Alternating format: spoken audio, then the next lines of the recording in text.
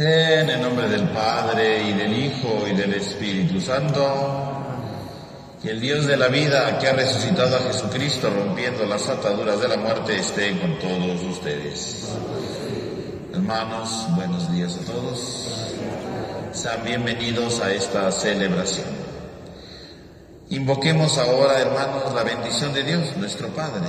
Pidámosle que por la aspersión del agua reavive en nosotros la gracia del bautismo, por medio del cual hemos sido sumergidos sacramentalmente en la muerte redentora del Señor, para resucitar con Él a una vida nueva. Vamos a decir a cada oración: bendice y purifica a tu iglesia. Padre celestial, que del Cordero inmolado en la cruz haces brotar una fuente de agua viva, oremos. Cristo Jesús, que renuevas la juventud de tu iglesia con el baño del agua y la palabra de la vida, oremos. Espíritu Santo, que nos hace renacer con las aguas del bautizo como primicia de una humanidad nueva, oremos. Dios Todopoderoso, Padre Santo, que por medio de los sacramentos de la fe renuevas las maravillas de la creación y de la redención, bendice esta agua y conceda a todos los renacidos en el bautizo ser mensajeros y testigos de la Pascua, que se renueve incesantemente en tu iglesia. Por Jesucristo nuestro Señor.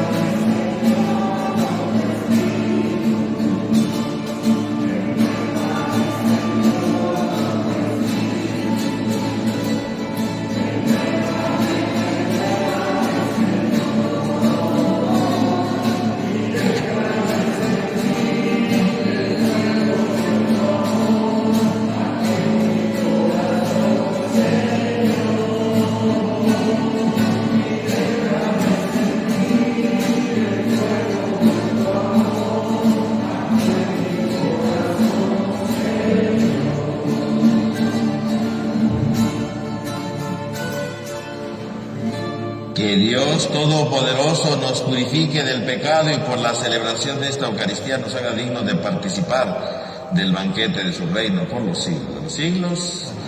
Alabemos al Señor con gloria.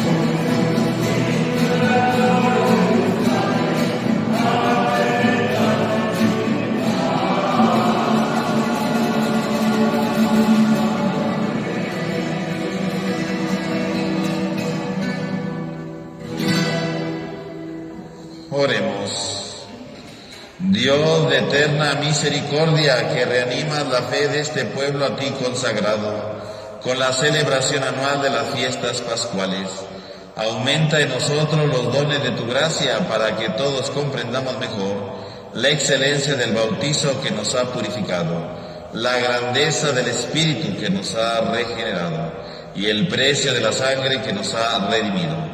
Por nuestro Señor Jesucristo, tu Hijo, que vive y reina contigo en la unidad del Espíritu Santo y en Dios por los siglos de los siglos.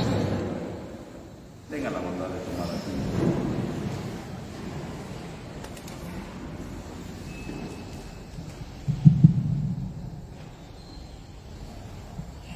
Del libro de los Hechos de los Apóstoles. En aquellos días, los apóstoles realizaban muchos signos y prodigios en medio del pueblo. Todos los creyentes solían reunirse por común acuerdo en el pórtico de Salomón. Los demás no se atrevían a juntárseles, aunque la gente los tenía en gran estima.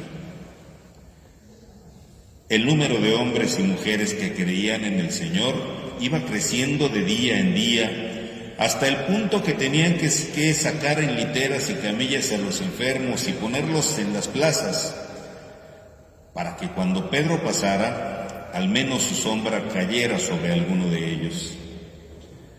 Mucha gente de los alrededores acudía a Jerusalén y llevaba a los enfermos y a los atormentados por espíritus malignos, y todos quedaban curados.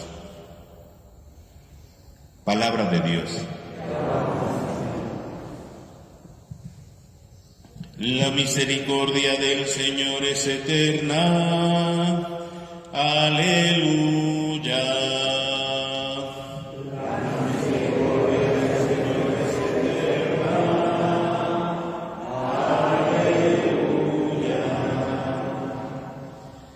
Diga la casa de Israel, su misericordia es eterna.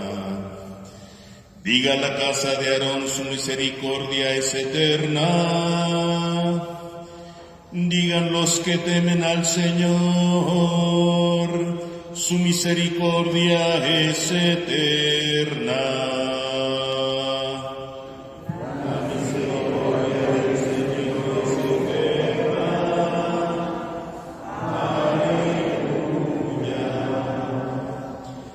La piedra que desecharon los constructores es ahora la piedra angular. Esto es obra de la mano del Señor, es un milagro patente. Este es el día del triunfo del Señor, día de júbilo y de gozo.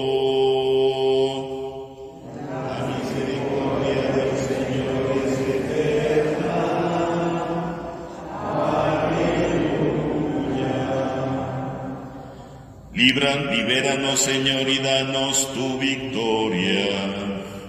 Bendito el que viene en nombre del Señor. Que Dios desde su templo nos bendiga. Que el Señor nuestro Dios nos ilumine.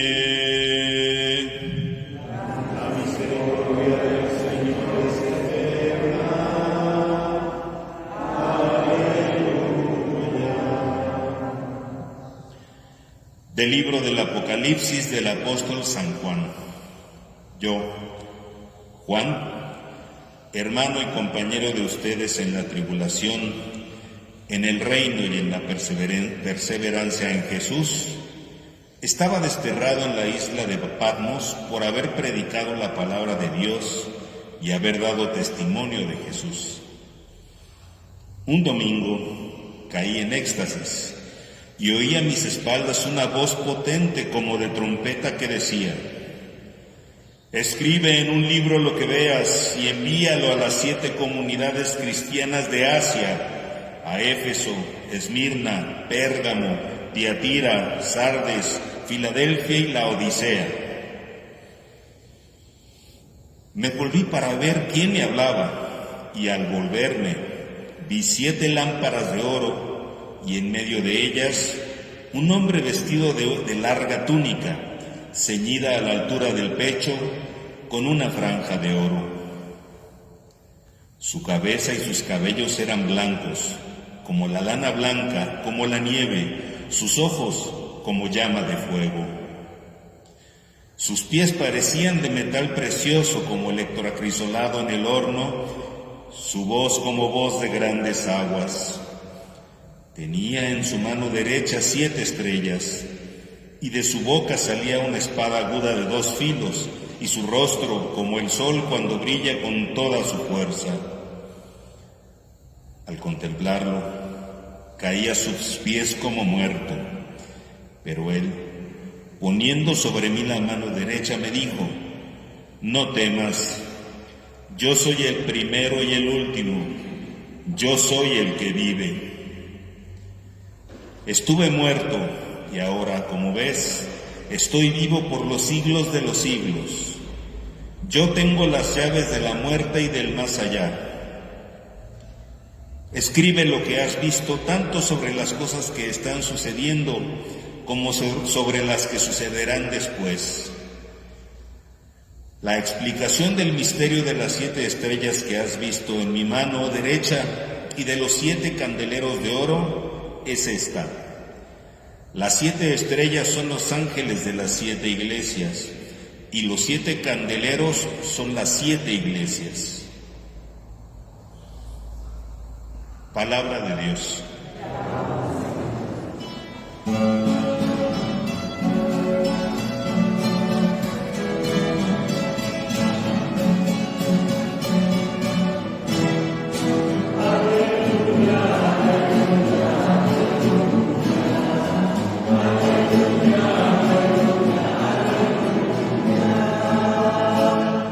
Tomás, tú crees porque me has visto. Dichosos los que creen sin haberme visto, dice el Señor. Aleluya,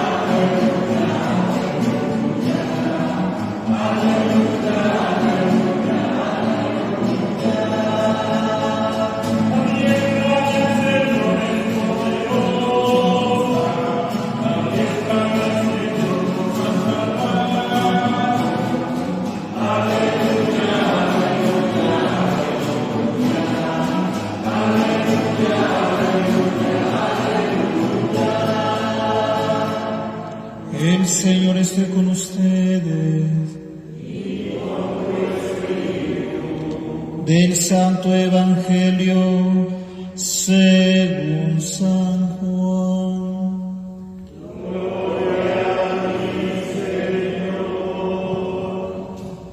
Al anochecer del día de la resurrección, estando cerradas las puertas de la casa donde se hallaban los discípulos por miedo a los judíos, se presentó Jesús en medio de ellos y les dijo: la paz esté con ustedes.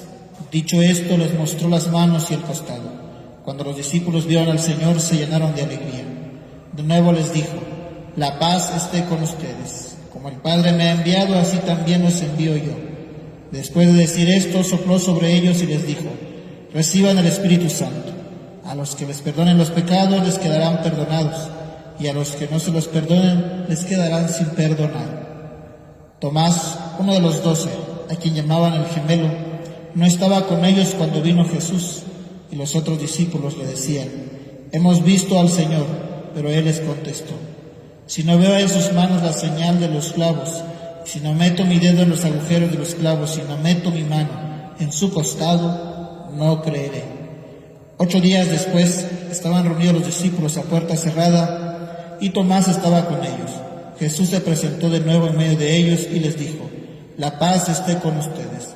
Luego le dijo a Tomás: aquí están mis manos, acerca tu dedo, trae acá tu mano, métela en mi costado, y no sigas dudando, sino cree. Tomás le respondió: Señor mío y Dios mío. Jesús añadió: tú crees porque me has visto. Dichosos los que creen sin haber visto. Otros muchos signos hizo Jesús en presencia de sus discípulos, pero no están escritos en este libro. Se escribieron estos para que ustedes crean que Jesús es el Mesías, el Hijo de Dios, y para que creyendo tengan vida en su nombre. Palabra del Señor. Gloria a ti, Señor.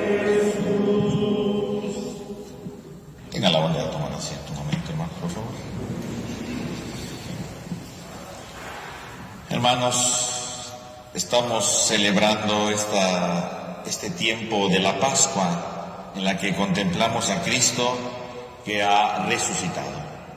Y si Cristo ha resucitado significa que entonces es aquel que da sentido a la vida de la Iglesia. Es aquel que debe dar sentido a nuestra propia realidad, a nuestra propia situación histórica. Es Cristo que le va dando sentido a todo aquello que vamos viviendo.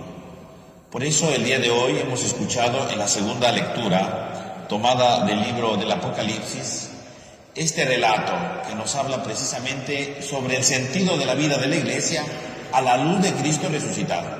¿Cuál es el sentido de la Iglesia a la luz del acontecimiento de la resurrección?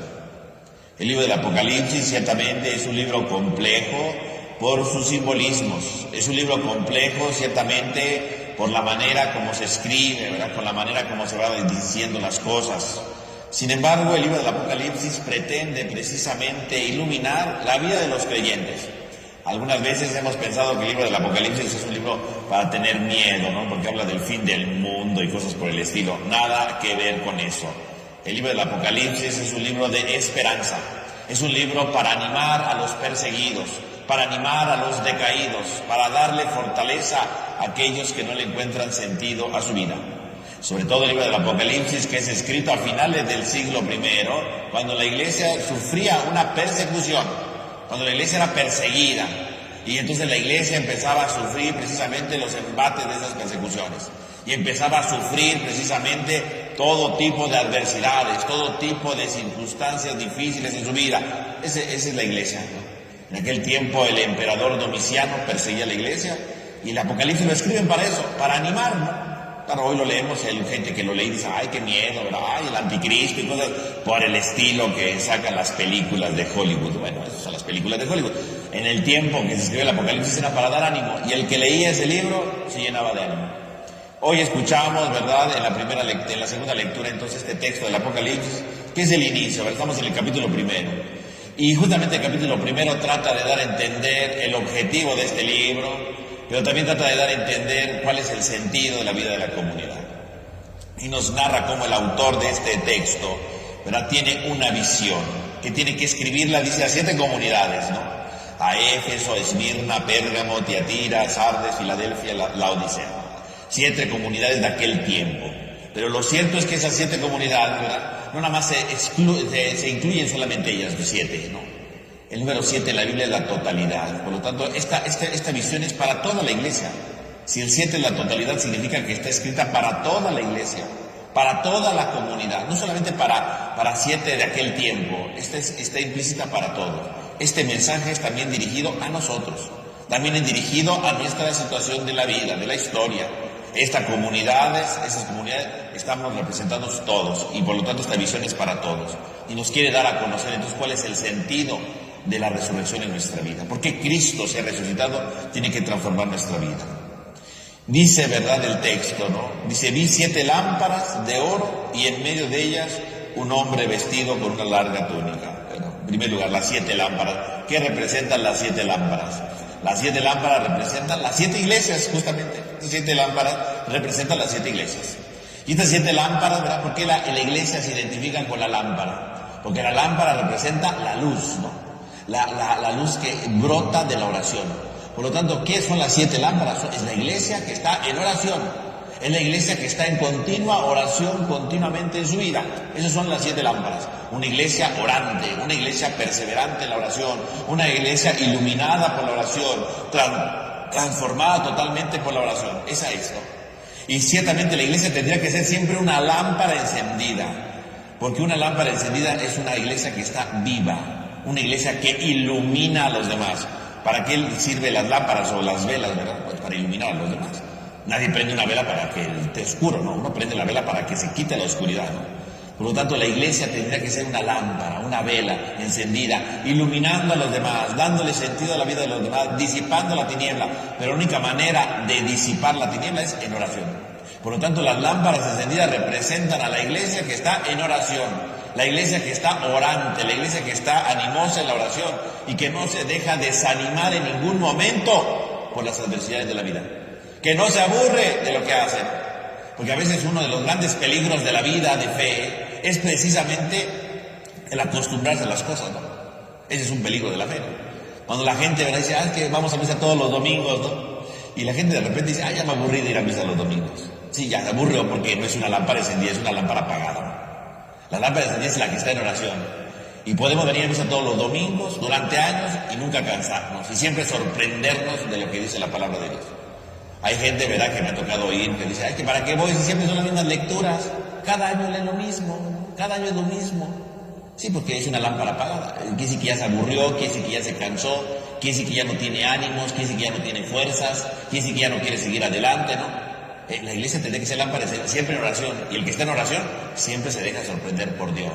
El que está en oración siempre se deja cuestionar por Dios. Y aunque sea la misma lectura, descubre algo nuevo en la palabra, descubre algo distinto que no había descubierto, descubre una nueva invitación que no le había sido descubierta anteriormente, descubre una nueva invitación o una luz en su vida, en este momento de la vida que está viviendo, en esta problemática, en esta alegría que tiene. Una luz siempre nueva, una luz siempre diferente, una luz siempre renovadora. Esa es la lámpara encendida, la iglesia que está ahí, iluminando su vida, iluminando la vida de los demás, porque nunca se cansa, porque siempre persevera, porque siempre está en oración, ¿no? La lámpara encendida. Y en el centro, dice, está Cristo, en medio de las lámparas, Cristo. Entonces están ahí las lámparas, ¿verdad? Imagínense ustedes las lámparas, y en el centro está Cristo, claro. ¿Por qué la lámpara puede estar encendida? Porque en el centro está Cristo.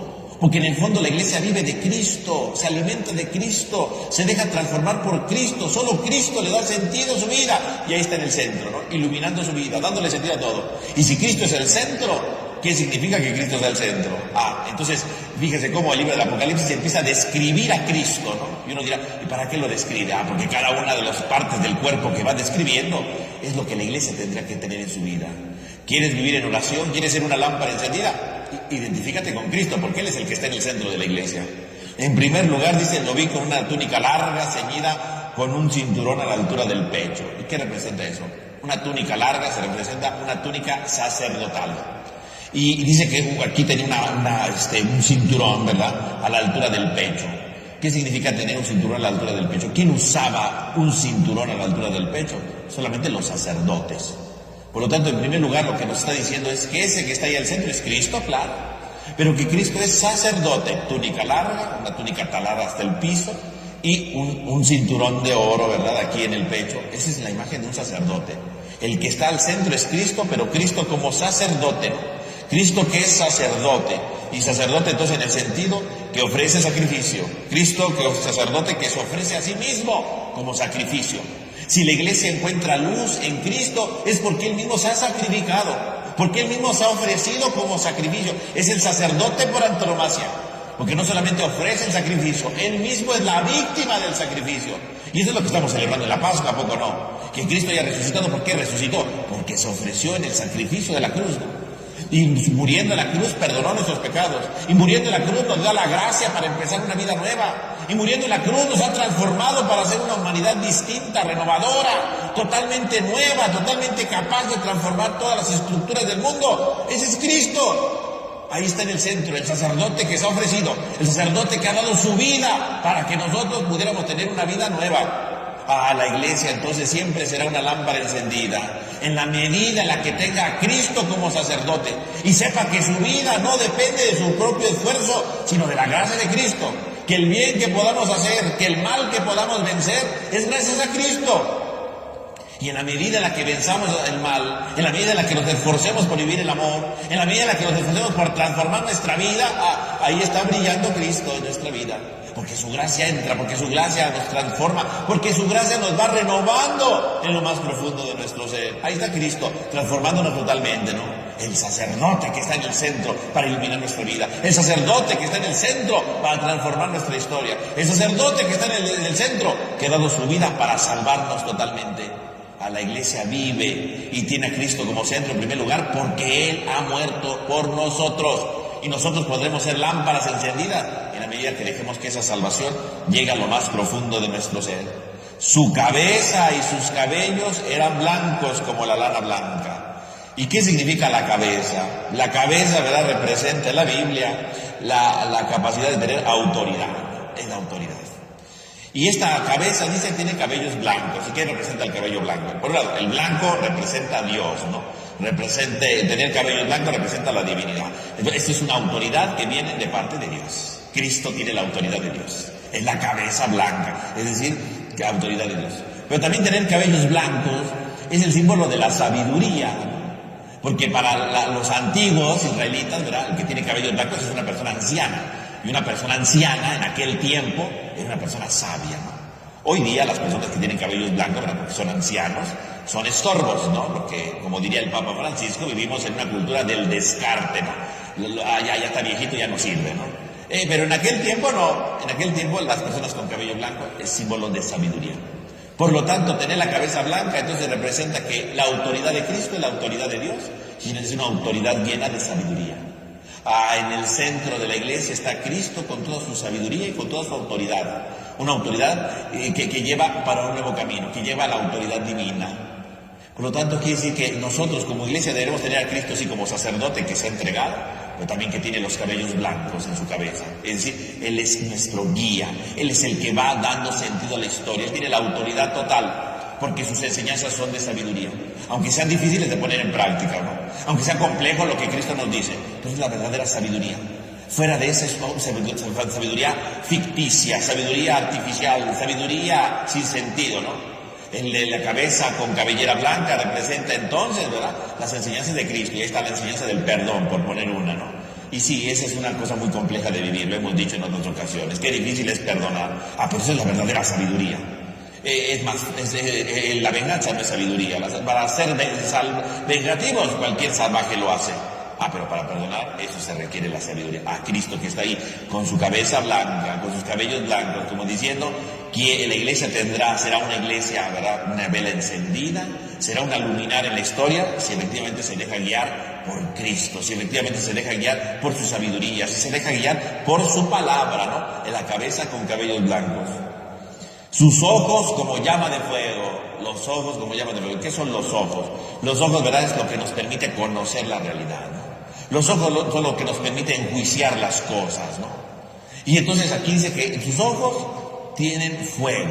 El fuego es el símbolo, puede ser un símbolo de la purificación o de la fuerza de Dios, ¿no? El fuego. Tener ojos de fuego significa que entonces la comunidad tendrá que tener la capacidad de hacer los juicios para purificar de las cosas que no valen la pena.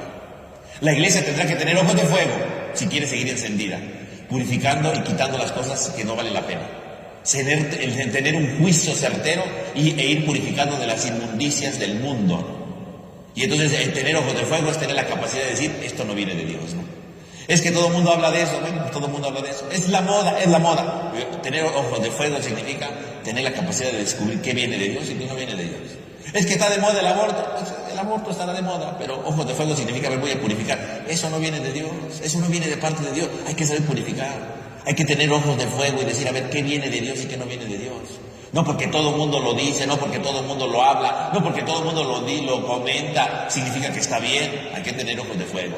Si la iglesia quiere brillar en este mundo, tendrá que tener ojos de fuego y no dejarse guiar por lo que las modas dicen, no dejarse guiar por lo que supuestamente todos necesitan. Hay que ver ojos de fuego, purificar a la luz del amor, purificar a la luz del perdón, purificar a la luz de la misericordia. Ojo de fuego. ¿Cuántos de nosotros a veces necesitamos ojos de fuego? Que nos dejamos guiar a primeras de cambio. Es que todo el mundo lo dijo.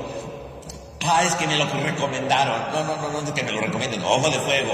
Purificar las cosas que vemos y decir, esto no está bien. Esto no viene de Dios. Esto no le gusta al Señor. Esto no provoca unidad. Esto no provoca amor. Esto no viene de Dios. Si trae división, mis hermanos, no viene de Dios. Si trae separaciones, no viene de Dios. Si trae venganzas, no viene de Dios. Purifiquemos, Señor, dame ojos de fuego, porque ¿cómo voy a iluminar a los demás si me dejo guiar por modas mundanas y pasajeras? Ojos de fuego. Cristo está ahí en el centro, diciéndonos la única manera de vivir la resurrección es tener ojos de fuego. Purificar, sacar la inmundicia y empezar a ver todo desde la perspectiva del amor. Sus pies parecían un metal precioso como electro acrisolado, y los pies son el camino, ¿no? Los pies siempre representan en la Biblia la capacidad de hacer camino. Y aquí entonces dice que estos pies, son como el electro acrisolado. El electro, ¿verdad?, es una palabra muy extraña en la Biblia, ¿no?, que representa un metal extraño y valioso. Significa que Cristo viene a proponer un camino que trae algo muy valioso, que no cualquiera lo puede tener. Hay que recorrer este camino para descubrir lo valioso de esto. Por lo tanto, la iglesia es aquella que tiene que recorrer un camino para descubrir el verdadero tesoro del reino, el verdadero tesoro del amor, el verdadero tesoro de la concordia, el verdadero tesoro de la solidaridad. Es algo valioso, el electro acrisolado. Pero tiene que ser un camino en la vida, los pies. Ponte en marcha para descubrir un tesoro valioso. La iglesia será una luminaria siempre y cuando se ponga en camino para descubrir el valor del reino, para descubrir el valor de la misericordia, para descubrir el valor del amor. Pero hay que ponerse en marcha. Por eso los pies son algo valioso, porque lo valioso se descubre caminando, lo valioso se descubre haciendo camino. Nadie descubre cosas valiosas si no hace camino. Nada. ¿Tú quieres descubrir el valor del amor? Ponte en marcha. Es decir, venlo trabajando y vas a descubrir el valor del amor, ¿no? Si dices, yo quiero el amor, pero te quedas ahí sentado, no, que todo me hagan, que haga esto, nunca va a llegar el amor verdadero. Es que yo quiero, ¿verdad?, encontrar el valor del perdón, ¿y te has esforzado? No, entonces no. Los pies son como electroacrisolado, porque lo valioso del reino, lo que realmente vale la pena, implica hacer camino, implica un esfuerzo, implica una lucha, implica una transformación que nos va renovando profundamente. Sus pies como electroacrisolado en el horno, su voz como grandes aguas. En su mano tenía 7 estrellas. ¿Y qué significa tener 7 estrellas en la mano? Las estrellas, ¿verdad?, en aquel tiempo representaban el destino de los hombres, ¿no? Eso representaba las estrellas, ¿no? El destino de los hombres. Así como hoy día, ¿no?, que voy a ver mi horóscopo para ver qué suerte me espera. Bueno, esas supersticiones ya existían desde ese tiempo, ¿no? Y uno pensaba que las estrellas, ¿verdad?, dirigían el rumbo de la historia. Si Cristo tiene las estrellas en la mano, significa que el rumbo de la historia no la tienen las estrellas. El rumbo de la historia no lo tienen los poderosos.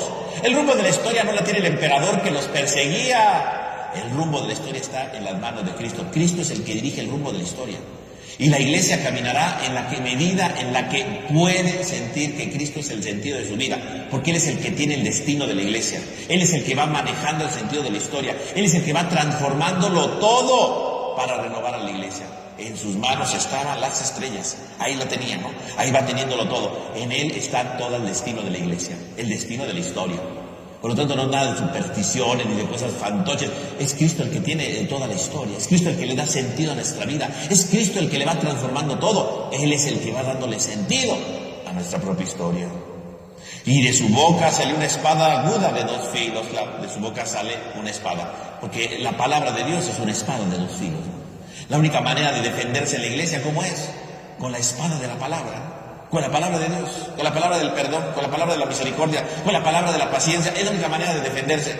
En la iglesia que quiera ser luminaria en este mundo, tendrá que defenderse con la palabra. Tendrá que dirigir su vida con la palabra. Pero dice que es una espada de 2 filos. ¿Por qué? Porque si es de 2 filos, ojo, efectivamente puedo herir a uno, pero me puedo herir a mí mismo. Porque con la palabra yo puedo defenderme del enemigo, y el enemigo no es otro sino el pecado, ¿verdad? Pero también con la palabra me puedo herir cuando no soy testigo de esa palabra, cuando no soy testigo de ese amor. Porque yo puedo decir, no mientas, y el primer mentiroso soy yo mismo me estoy lastimando, ¿no? Porque entonces no estoy viviendo la palabra. La espada, la palabra de Dios es una espada de 2 filos, porque por un lado tiene que ser capaz de atacar con ella, y atacar no en el sentido de violencia, ¿no?, en el sentido de proclamar la palabra, pero saber que esa palabra me puede lastimar si yo no me vuelvo testigo, si yo no la voy viviendo profundamente. Mis hermanos, ustedes se dan cuenta entonces este pasaje extraordinario del libro del Apocalipsis. Nos habla entonces del valor de la resurrección. ¿Por qué Cristo ha resucitado? Ha resucitado para darle sentido a nuestra vida. Ha resucitado para que Él, ¿verdad?, Él ha dado su vida por nosotros. Ha resucitado para que tengamos ojos de fuego y dejemos de estar viendo las cosas de manera superficial, las purifiquemos. Ha resucitado porque Él es el que tiene la cabeza y los cabellos blancos, porque Él es el que va guiando nuestra historia. Él es el que le da sentido a nuestra vida. Él es la verdadera sabiduría. Cristo ha resucitado y por lo tanto está en el centro, porque Él tiene los pies de electro, Él tiene los pies auténticos que nos van guiando hacia el verdadero tesoro en la medida que lo ponemos en práctica. Él ha resucitado y Él es el que tiene el sentido de la historia, el destino del mundo en sus manos. Él ha resucitado y tenemos como grande fuerza, como grande arma en el mundo, su palabra que nos ilumina y nos transforma, espada de 2 filos. Pues que el tiempo de la Pascua nos ayude no solamente a ver este pasaje, ¿verdad?, sino a profundizar en todo lo que este pasaje dice, a entender lo que este pasaje dice, a entender lo que Cristo necesita de nosotros para ponerlo en práctica e ir transformando profundamente nuestra vida. Que así sea.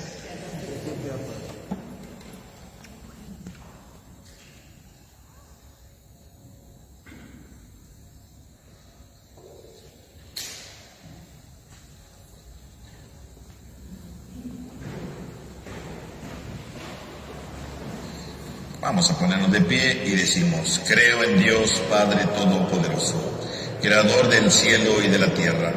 Creo en Jesucristo, su único Hijo, nuestro Señor, que fue concebido por obra y gracia del Espíritu Santo. Nació de Santa María Virgen, padeció bajo el poder de Poncio Pilato, fue crucificado, muerto y sepultado. Descendió a los infiernos, al tercer día resucitó de entre los muertos, subió a los cielos y está sentado a la derecha de Dios Padre Todopoderoso. Desde allí ha de venir a juzgar a vivos y muertos. Creo en el Espíritu Santo, la Santa Iglesia Católica, la comunión de los santos, el perdón de los pecados, la resurrección de la carne y la vida eterna. Ahora, hermanos, llenos de gozo por la santa resurrección del Señor, purificados nuestros sentimientos y renovado nuestro espíritu, supliquémosle con insistencia al Señor diciendo: Jesús resucitado, escúchanos. Por la Iglesia de Dios, para que al contemplar asiduamente a su Señor que reina en los cielos, no se deje cautivar por los bienes de la tierra. Oremos. Jesús resucitado, escúchanos. Por los que recibieron el bautismo en la noche de Pascua, y por todos los que renovamos en esa noche nuestras promesas bautismales, para que vivan cada vez más como el Señor resucitado. Oremos. Jesús resucitado, escúchanos. Por todos los pueblos de la tierra, para que lleguen a conocer a Jesucristo como Salvador de todos los hombres. Oremos. Jesús resucitado, escúchanos. Por todos los que sufren, para que su tristeza se vea un día transformada en una alegría que nadie les podrá arrebatar nunca. Oremos. Jesús resucitado, escúchanos. Por todos los que estamos aquí reunidos, para que el triunfo de Jesucristo sobre la muerte nos haga esperar la venida definitiva de su reino. Oremos. Jesús resucitado, escúchanos. Señor Dios, que en cada domingo reúnes a tu pueblo para que celebre el triunfo de tu Hijo, escucha nuestra oración y danos la fuerza de tu Espíritu para que seamos capaces de tenerte como centro y realmente nos dejemos guiar por tu palabra, por tu camino y por la obediencia a la misericordia que nos pides. Te lo pedimos a ti, que vives y reinas inmortal y glorioso por los siglos de los siglos. Tenga la bondad de tomar asiento, hermanos.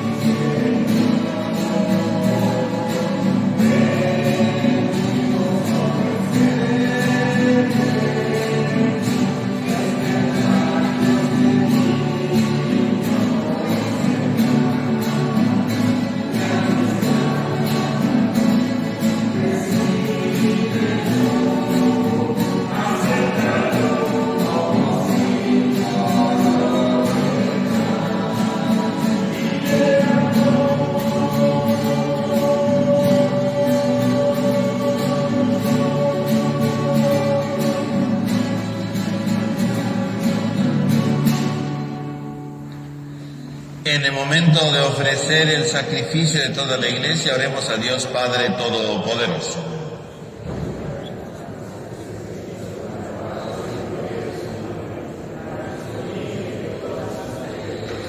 Recibe, Señor, las ofrendas de tu pueblo para que, renovados por la confesión de tu nombre y por el bautizo, consigamos la felicidad eterna.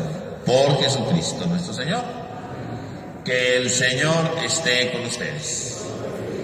Levantemos el corazón.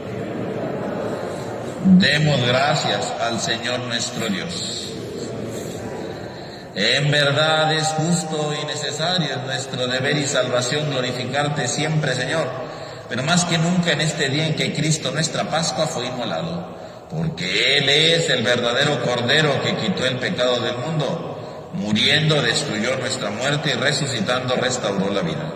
Por eso, con esta efusión del gozo pascual, el mundo entero se desborda de alegría, y también los coros celestiales, los ángeles y los arcángeles cantan sin cesar el himno de tu gloria.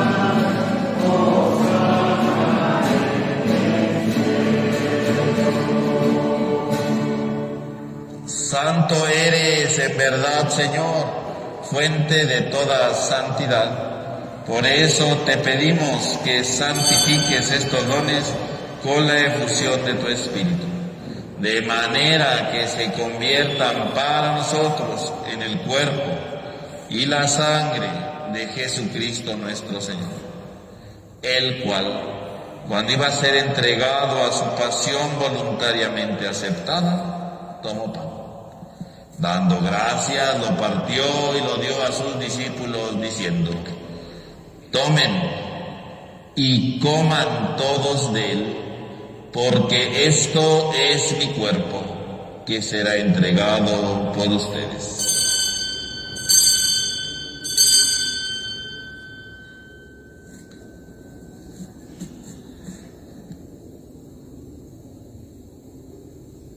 Del mismo modo, acabada la cena, tomó el cáliz.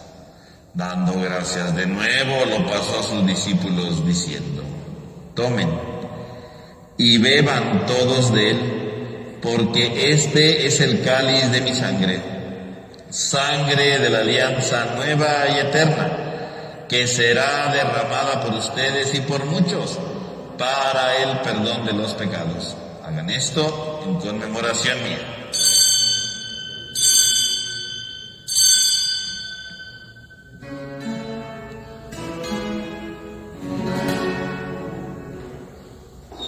Este es el sacramento de nuestra fe.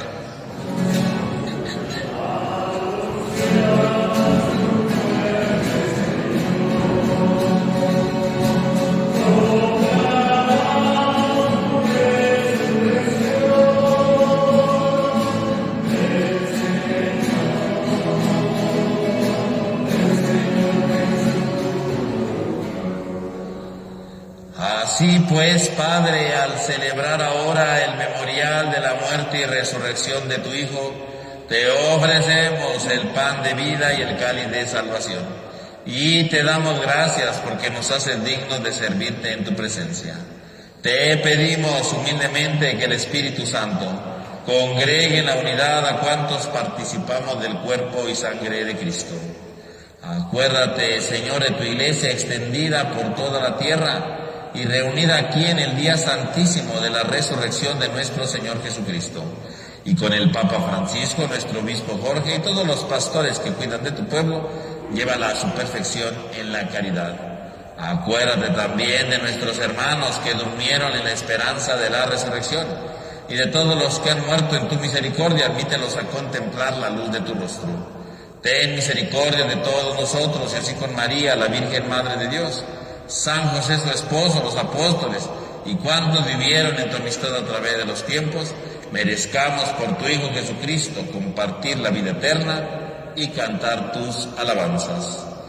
Por Cristo, con Él y en Él, a ti Dios Padre omnipotente, en la unidad del Espíritu Santo, todo honor y toda gloria por los siglos de los siglos. Fieles a la recomendación del Salvador y siguiendo su divina enseñanza, nos atrevemos a cantar.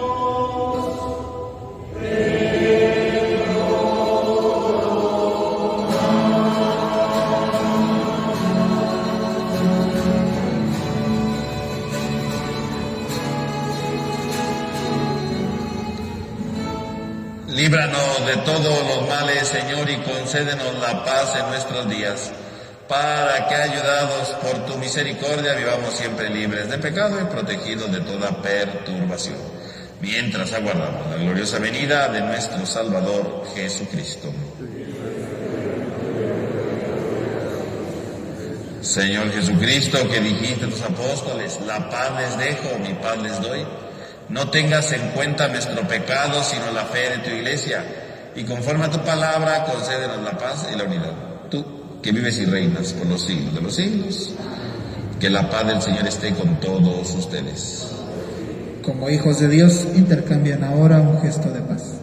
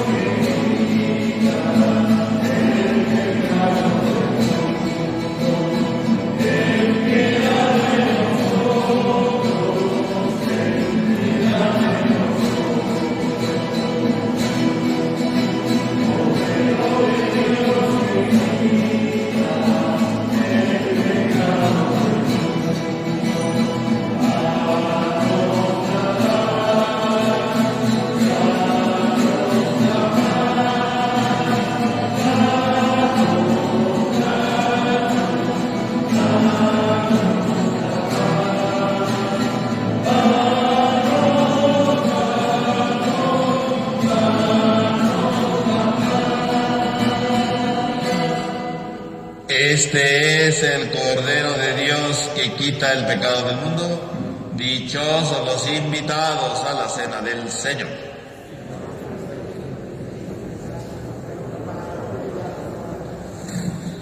Para recibir la comunión, hermano, les recuerdo que es en la mano derecha abajo de la izquierda, cubrebocas rojo, comulgamos y nos sacudimos ahí sobre la mesa, por favor.